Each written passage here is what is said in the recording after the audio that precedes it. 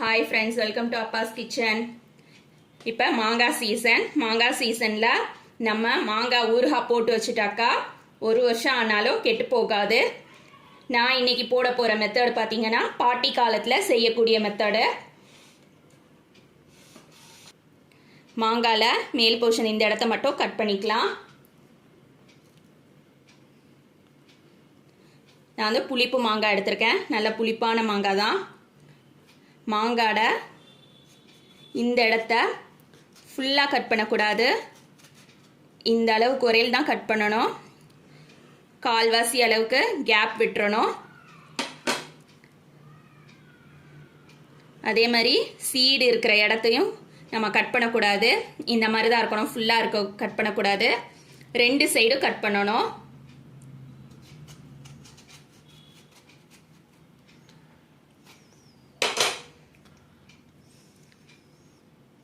இந்த மாதிரி தான் இருக்கும் ரெண்டு சைடும்.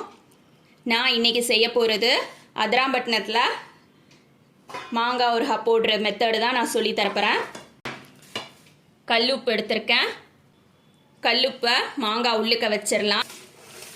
இந்த மாதிரி ஒரு பிளேட்டில் மாங்காய் இந்த மாதிரி வச்சுட்டு கல்லுப்பை இந்த மாதிரி சைடில் கொட்டணும். கொட்டிட்டு இந்த மாதிரி அழுத்தணும்.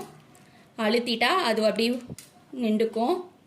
இன்னொரு சைடும் கொட்டிடலாம். மாங்காய்க்கு உப்பு என்ன அளவுன்னு பார்த்தீங்கன்னா ஒரு பக்கத்துக்கு இதே அளவில் 2 கை அளவுக்கு போடணும். மொத்தமாக பார்த்தீங்கன்னா ஒரு சைடுக்கு ஒரு 2 ஸ்பூன்லேருந்து 3 ஸ்பூன் வரும். இந்த மாதிரி ஒரு ஊறுகாய் ஜாடி எடுத்துக்கணும். ஊறுகாய் ஜாடி சுத்தமாக இருக்கணும். க்ளீன் பண்ணியிருக்கணும். கொஞ்சம் கூட தண்ணி எதுவும் இருக்கக்கூடாது. உள்ளே இந்த மாதிரி வச்சிடணும். இங்கே வச்சுருக்கேன் பாருங்கள். இது மாதிரி தான் வைக்கணும்.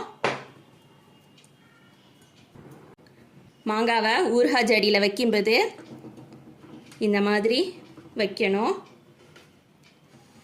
பார்த்தீங்கன்னா தெரியும்.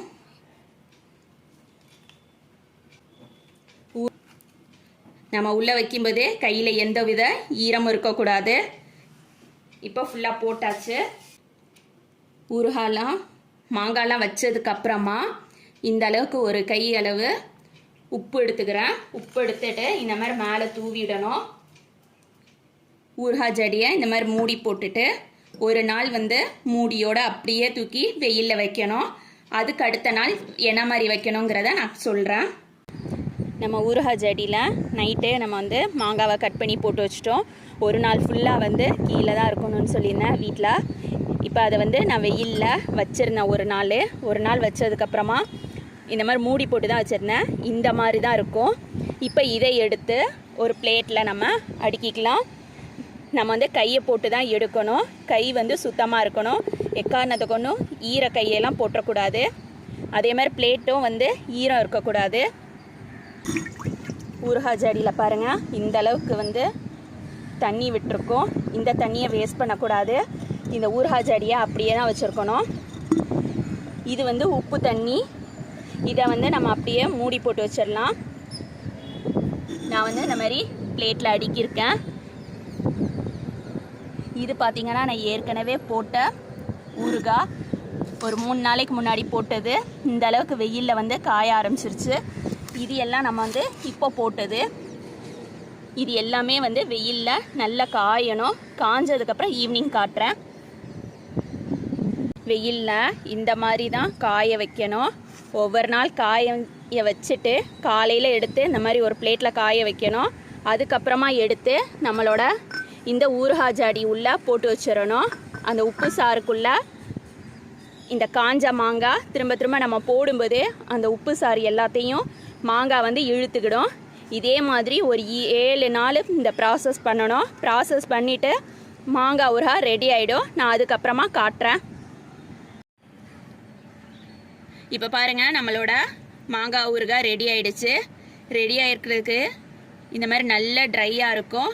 இதுதான் கரெக்டான ஸ்டேஜு. ஒரு இதை பிச்சே காட்டுறேன் பாருங்கள். இந்த ஓரத்தில் உப்பு படிஞ்சிருக்கு பாருங்கள். இதுதான் இதை வந்து நம்ம வெயிலில் வச்சு வச்சு எடுத்ததுக்கப்புறமா தான் இந்த மாதிரி ஆகும். நல்லா ட்ரையாக இருக்கணும். இதை நம்ம ஒரு பாட்டிலில் போட்டு ஸ்டோர் பண்ணி வச்சுக்கலாம். ஊறுகாய் ஜாடி இருந்ததுன்னா அதில் கூட நீங்கள் ஸ்டோர் பண்ணி வச்சுக்கலாம். 1 வருஷம் ஆனாலும் கெட்டு போகாது. இதே மாதிரி நீங்களும் செஞ்சு பாருங்கள். தேங்க்ஸ் ஃபார் வாட்சிங்.